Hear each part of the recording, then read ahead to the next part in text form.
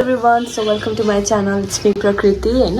You can call me Feliz. अनि आज चाहिँ मेरो हेयर डे रहेको छ. सो आज मेरो हेयरको मात्र काम हुन्छ है. सो आई सो यु कसरी के गर्न आँटेको छु भनेर. सो फर्स्टमा त मैले मेरो लेन्थलाई घटाउन गइरहेको छु. दिस इज माई हेयर हैन, लामो छ कम्बरदेखि अलिकति थोरै तल आई गेस.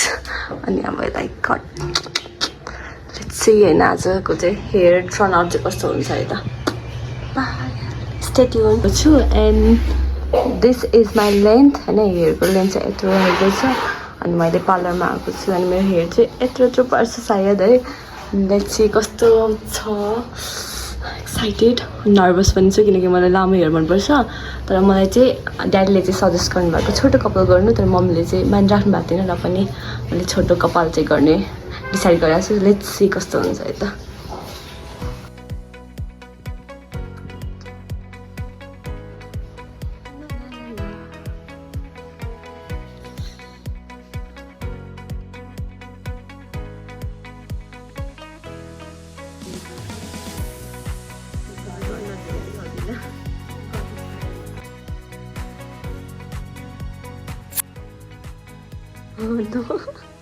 सो मेरो हेयर चाहिँ हातमा आइसकेको छ.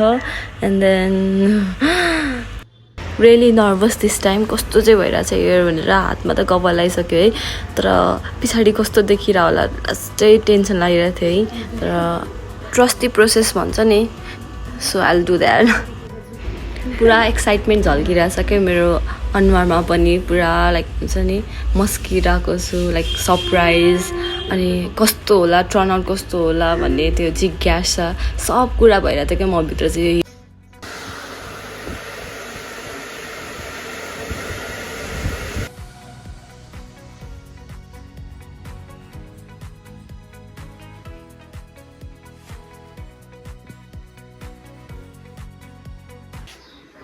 मेरो हेयर लेन्थ कस्तो क्युट देखियो video. So this is my final look after haircut. सो कस्तो देखिरहेछ guys. Let me know in comment है कस्तो देखिरहेछ है त मलाई न्यू लुकले चाहिँ. तर मेरो हेयर डे चाहिँ आज सकिँदैन. अझै जाँदैछु म. अब चाहिँ मेरो अर्को हेयर ट्रिटमेन्ट गर्नुको लागि चाहिँ म अहिले काठमाडौँ मलतिर लाग्दैछु. साह्रो जाम हो.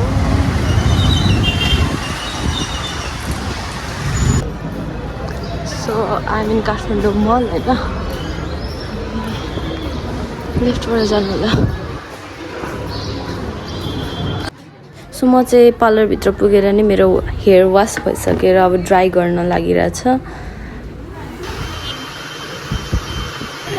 चाहिँ क्रिम लगाइदिनु हुँदैछ मेरो कपालमा. सो यो क्रिम लगाएपछि चाहिँ 45 मिनट वेट गर्नुपर्छ अरे. कपाल तान्ने. अब चाहिँ म यो हेयरस्टाइल गर्छु है पुरै.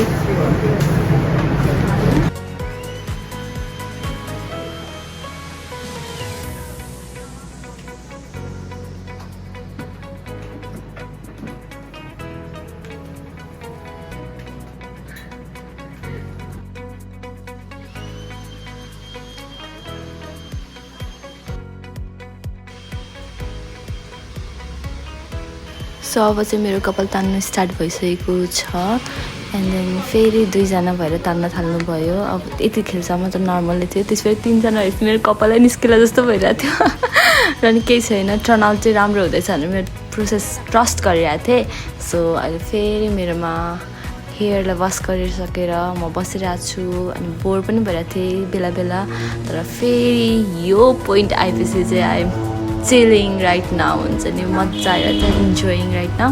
सो त्यही हो. ब्युटी कम्स विथ पेन त हामीलाई थाहा छँदैछ. सो मलाई केही छैन.